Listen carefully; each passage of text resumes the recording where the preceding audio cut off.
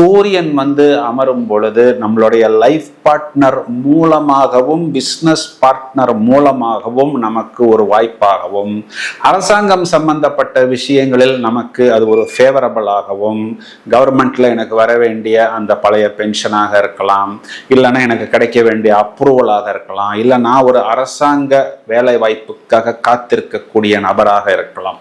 இந்த மாதிரி பல விஷயங்களில் நமக்கு இது ஒரு பிளஸ் பாயிண்டாக இருக்கிறது.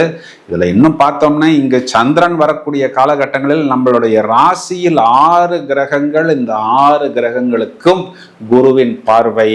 அப்போ என்ன ஆகும்னா, நம்மளுடைய சத்ரு கிரகம் சூரியன் அந்த இடத்தில் அமர்ந்தாலும் அது ஒரு அனுகூல சத்ரு.